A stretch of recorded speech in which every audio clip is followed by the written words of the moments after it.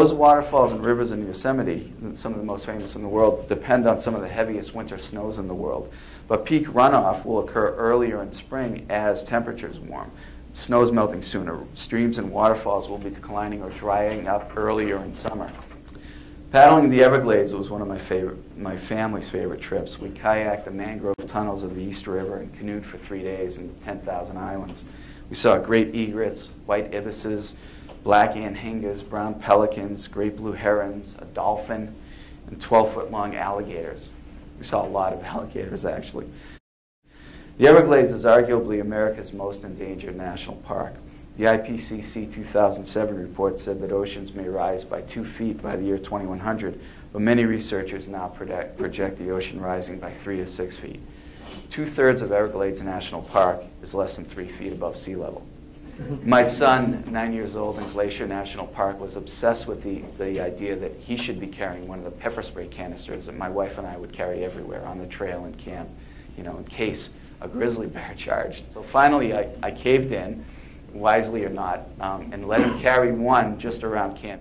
Suddenly, we hear this crashing sound coming through the trees and brush in the dark, just to our right, and I whirl toward the noise.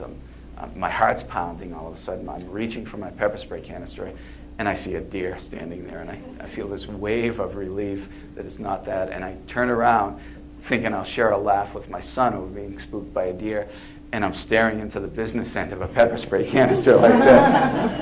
And I just shuddered to think that he almost blasted me right in the face with that thing. And he says to me, "See, I was ready." And thanks everybody for coming. What a great crowd. I was thinking, boy, how many will we get tonight, and how many of these people will I know? And then as everybody was massing out in the hallway and I heard how loud it was, I thought, I know a lot of these people. Definitely. It's just one of these places where you can, you're guaranteed to see wildlife if you take even a day hike on the trails there. These are bighorn sheep. You'll see mountain goats, grizzly bears. What a lot of people that visit Glacier don't realize is that many of these animals are actually working professional models who will pose for your photographs. So as I've visited these places, I had seen over the years a lot of evidence of the warming climate. Glaciers of Glacier National Park, for which the park is named, and which have existed for about 7,000 years, will be melted away by around the year 2020, is what their computer models now forecast. And I started to think, my kids will be 19 and 17 then. And it occurred to me that many of these changes that we tend to think about as being very long-term and not going to happen until future generations are really happening quickly and will happen in my lifetime, but will certainly come about and be manifested in my kids' lifetimes. We backpacked in the Tetons in Wyoming for 3 days, and my daughter was 6.5 then. Here we're reaching a place called Paintbrush Divide, which is a mountain pass at about 10,700 feet. So it was a tough day. It was a tough hike, and she did great.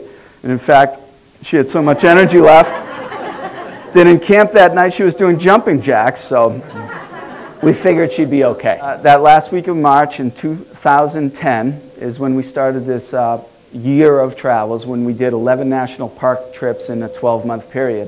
And we started in the Grand Canyon.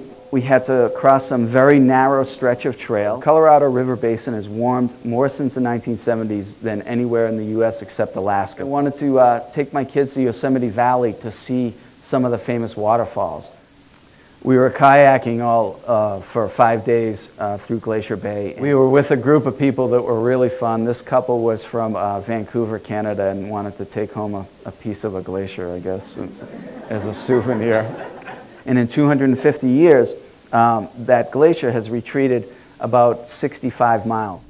We've created national parks because we need these places. They inspire us. They inspire me personally. They bring out our best as individuals and represent our highest aspirations as a civilization. I think we have to personalize climate change as an issue. We have to make the connection for people that we all make decisions every day that affect those glaciers in Glacier National Park, or those Joshua trees, or Yosemite's waterfalls. Climate change forces us to confront our deepest values to decide what's really most important to us.